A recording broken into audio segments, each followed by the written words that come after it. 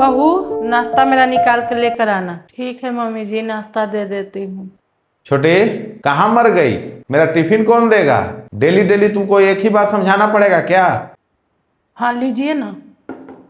ये जी सुनिए ना, आज ऑफिस से छुट्टी ले लीजिए ना। क्यों, आज मरने वाली हो क्या?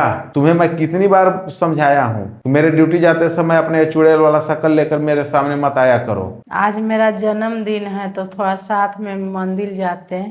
पैदा लेकर के तुम कोई तीर नहीं मार ली हो? और क्या ऑफिस तुम्हारे क्या मायके वाले के हैं तुम्हें यहाँ छुट्टी ले लूं? टेंशन मत लो बहू। अरे उसको तो घर बाहर सगरों का टेंशन रहता है। वो आएगा शाम के ड्यूटी से तो उसे बोलेंगे कि बहू के मंदिर ले जाके पूजा करवा दो, उसका बर्थडे है। और हाँ, शाम को खाना भी न बनाना, उसे बोल देंगे कि शाम के बाहर से खाना खा कर आना, अब मेरे लिए लेकर भी आ जाना। ठीक है मम्मी जी।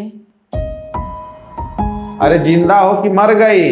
पति ड्यूटी से आया है, एक कप चाय चाहे कॉफी दे, ये भी तुमको रोज बताना पड़ेगा क्या? हाँ लीजिए। तुम्हारे पास दिमाग है भी कि नहीं? तुम्हें इतना तक भी नहीं पता है? कॉफी क्या अपने मायके वाले के लिए रखी है क्या, जो हमें चाय लेकर आ गई? एक आदमी बाहर से काम करके थक के घर आता है, उसे क्या चाहिए क्या नहीं चाहिए, क्या वो भी हमें ही बताना पड़ेगा क्या? पता नहीं तुम्हारे मायके वाले क्या सिखा कर भेजा है यहाँ, जब देखो तब मनहूस जैसा शक्ल लेकर के आ जाते हैं हमारे पास। अभी रुको, तुमको बताते हैं।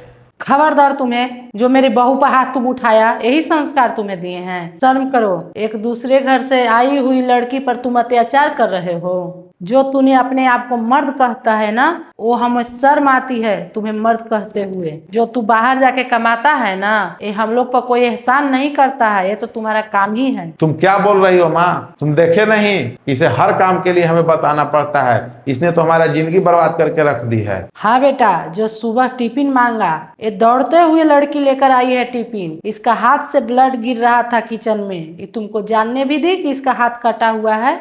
और तुम बोल रहे हो कि ये लड़की करती क्या है? तुम एक बोली बोलती हो ना तो ये लड़की दौड़ते हुए आती है। नहीं बेटा, ये बहू नहीं, घर की लक्ष्मी है। इसको कद्र किया करो बेटा, कद्र किया करो। ऐसे नहीं, हाथ बहू पे नहीं उठाते हैं बेटा। तुम कभी पूछा कि हाँ माँ, तुम्हारा तबीयत खराब रहता है, तुम दवा कहाँ से खाती हो? यही वो बहू है कि घर का खर्चा पैसा बचा के मुझे हर महीने में 5,000 का दवा ला के देती है। सोचा कभी? जो तुम्हारी माँ के एक पैर पर खड़ा रहती है और सेवा करते रहती है। आज के युग में ऐसा बहू और ऐसा पत्नी किसी को नहीं मिलेगा बेटा। इसे कद्र करो, इज्जत करो। मैं समझ गया माँ, आज के बाद मैं कभी ऐसा नहीं करूंगा और कभी भी मैं ऊंची आवाज में बात नहीं करूंगा।